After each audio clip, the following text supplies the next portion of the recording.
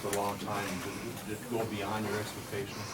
I mean, yeah. I mean, when you see the crowd the way it went, someone pointed it out to me, so I didn't really notice. I noticed when you walk out and when you walk and look right across, there wasn't, any concrete. It was all black, and that's what we like. And then you see all the way down.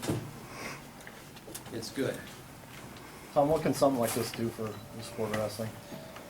I think the biggest message is that a program like the University of Iowa that doesn't watch for fans is still trying to set the bar higher and higher, and I think that's what's important. I think it's a mentality and it's a commitment to the program from the administration as well, and it jives with what we want to do. We want to get better every day, and we want to have better events every year. Did you have to remind your guys that this was more than an event, that it actually meant something? More reminders throughout the last months, so it's been steady. I think we got guys, and that's probably the thing that, as a competitor, when you look back on it, you're going to say I was part of it. There's going to be a lot of posters and pictures and photographs and fanfare for a long, long time, and they'll look back on it and say they were part of it. But the biggest thing is they got ready to go, and the performances that we had that were positive, those guys definitely got ready to go. Tom, what about Sam Brooks? Really gave you a boost Brooks, there. big time. I mean, that's bonus points. That's not just a bonus point. That's 2 bonus points. That's a 5-point win team-wise, and that's big and confident. And the way that he was wrestling and how hard he was hitting those holds, how he was finishing, that's what we want. And he can do that against anybody. I mean, his consistency can be there against anybody. He's that good. I've said that for a long, long time. On the other side, when Myra got put on his back, your thoughts? We were in trouble right away, and then after a while, we weren't in trouble from getting pinned, but we had to get the heck off our back because time was ticking, and then when they stopped it, I didn't know why they stopped it, so it was in our favor, and, whatever. But we did some good things to come up, and we weren't just trying to bridge, because that's where you get in trouble, but we scooted our hips close, and then we were actually like getting close with our hips to bump the guy forward, so he wasn't able to get perpendicular to us and, pop your head off like a dandelion. Our head wasn't going to get popped off there. What's it like to coach? What was it like for you to coach an atmosphere like that? You're always at a high level anyway. It's good. It's good. The only thing is there's more people that see you when you're really like high strung. So, but it's good. I mean, here's the thing. I mean, it was an incredible atmosphere. You can't deny that, and even I can't deny that. And I'm one that likes to talk about the performance, but this was a performance in itself with the event and the way it was managed and the way that it was, continually upgraded. As we went, it got better. As we went, it got better.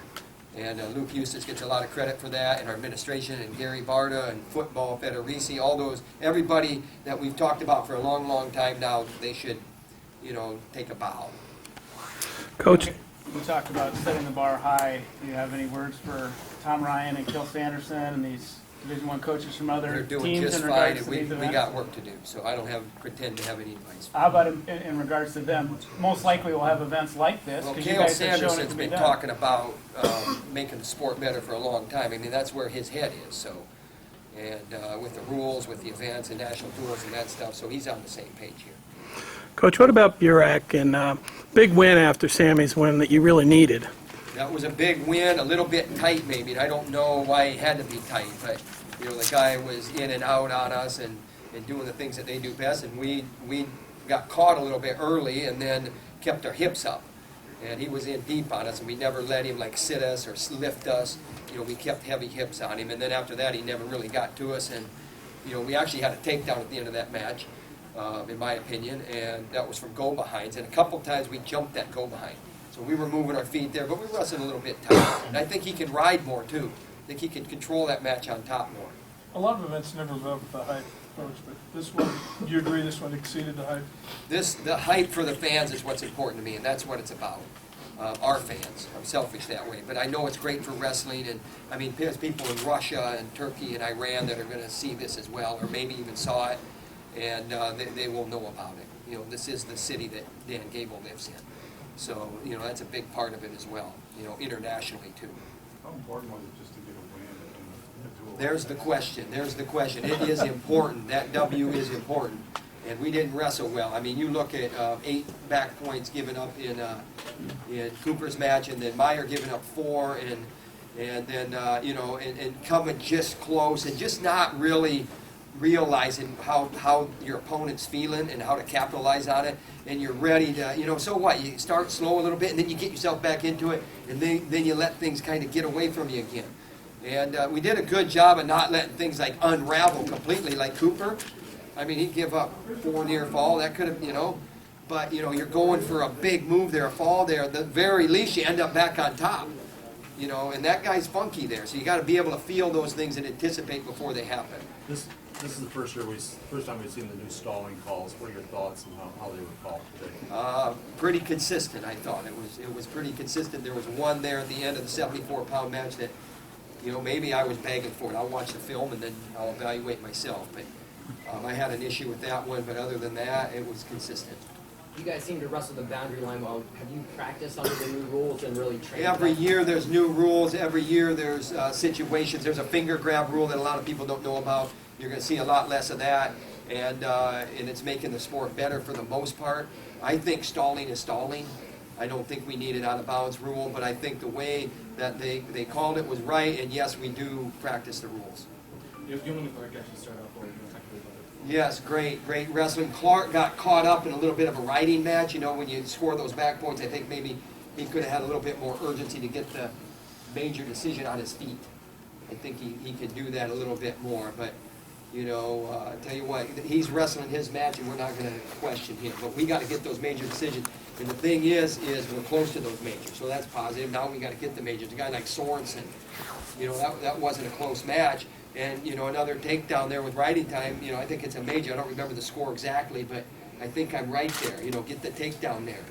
And, I think we might have needed 2 takedowns. But anyway, we're in there. We're widening the gap a little bit. What we need to do is we need to bring our, the 57. We need to get him more aware. We need to bring that 165 around. So what if it was a big challenge for him with the #1 ranked guy, the best kid in college wrestling? So what?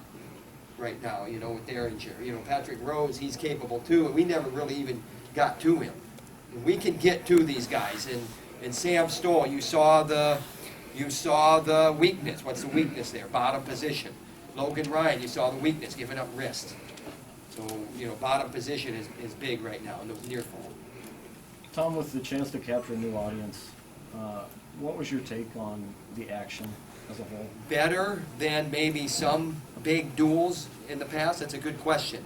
And I think that there's probably some people that with the noise and just the difference in wrestling and where the noise comes from and why the noise is there. And I think you're going to capture some fans. I think the action was so-so, but I think it was better than maybe a lot of times in an early season big duel meet like that. Did you practice it all outdoors to simulate any of this? We did a lot of, outdoors where we come here and looked at the place. And when I say a lot, it was 3 times, 2 times.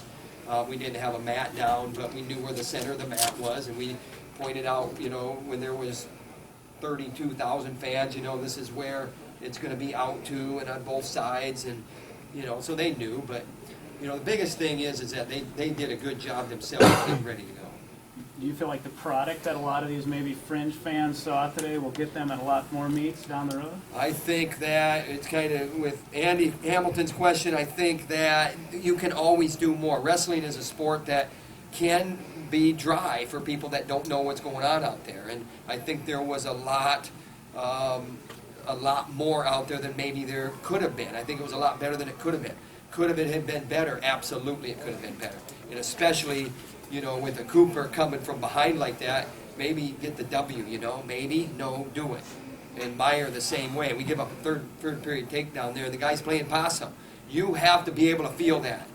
And Meyer, he runs into that. He runs into that. And so, our period's a third period. So there's a lot to talk about with the team as well and moving forward. Do you go to Kirk Parents and say, let's do this again next year? No, we just, what Kirk Fair did, he didn't even know this is going on, even though he knew it was going on. He doesn't know this is going on now, because, he's getting ready for Minnesota, so. What we say to football is keep doing what you're doing, because we know where our bread is buttered, and you pay the bills. That gets We're very, very gracious, and we got the best coach in America. I believe that. And I say that, sunshine and not so much sunshine. Anything else? Okay, we'll bring in Coach John Smith here.